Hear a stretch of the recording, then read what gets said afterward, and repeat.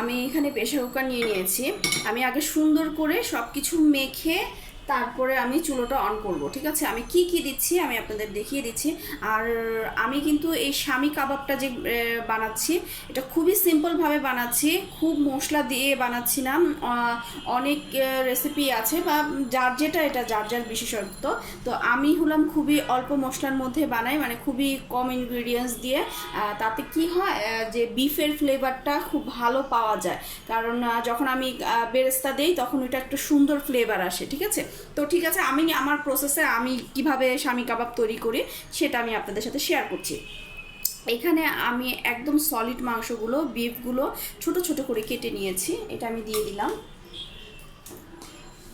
এখানে 250 গ্রামের একটু বেশি মাংস আছে, ঠিক আছে। আর এখানে আমি বুট নিয়ে নিয়েছি, বুটটা পানিতে ভেজানো ছিল থেকে একটু ফুলেছে। এখানে বুটের ডাল আছে ছোট্ট বাটির 1 কাপ, এটা আন্দাজের উপরে, ঠিক আছে, এটা আন্দাজের উপরেই দিতে হয়। আর যেহেতু আমি এগুলো রেডি করি হলো ডেলিভারির জন্য, বাসার জন্য, ডেলিভারি দেওয়ার পরে যা থাকে সেগুলো হলো আমাদের বাসার জন্য। যাই হোক, বুটের ডাল দিলাম।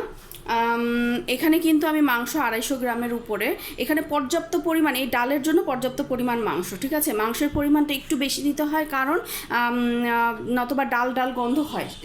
এখানে এইভাবে দিলে ডালের ফ্লেভারটা আসবে না। আপনারা আমার স্টেপটা একটু ফলো করে একদিন রান্না বানিয়ে দেখবেন যে কতটা মজা হয়, ঠিক আছে।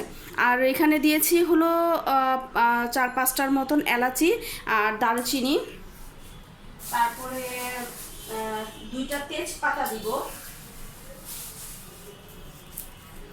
ছোট ছোট 2টা তেজপাতা ছিঁড়ে দিলাম। লবণ দিলাম পরিমাণ মতন, এটা পরবর্তীতে আপনারা আবার এটাকে অ্যাড করতে পারবেন, কোনো সমস্যা নেই।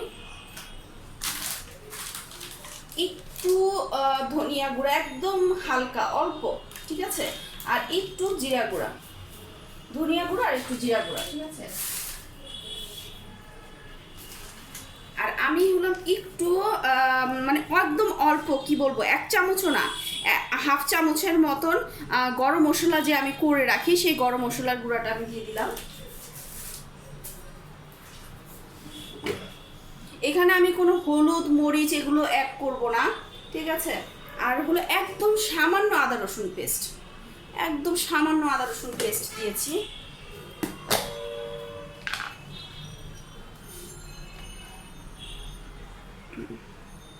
ঝালটা অ্যাকচুয়ালি সবই আপনাদের উপর ডিপেন্ড করে, আপনারা কে কতটুকু ঝাল খাবেন। তো আমি যখন লাস্টের শেপটা দিব তখন আমি হালকা একটু কাঁচামরিচ, 1-2টা কাঁচামরিচ একদম কুচি কুচি করে দিব।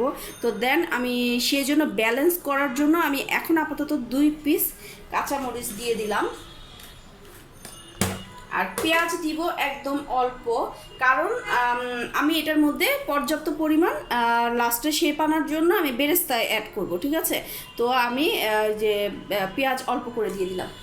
আমি এখন চুলাটা অন করে দিচ্ছি।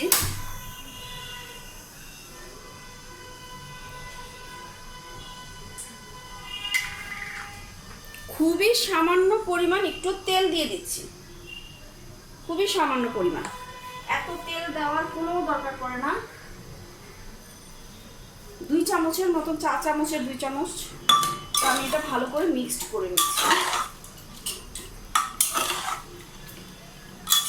আমি যেভাবে করছি সেভাবে আপনারা একটু ফলো করবেন, দেখবেন যে কাবাবটার ফ্লেভার এবং কি পরিমাণ যে মজা হয়েছে, স্বামী কাবাব যে এতটাও টেস্ট হয়।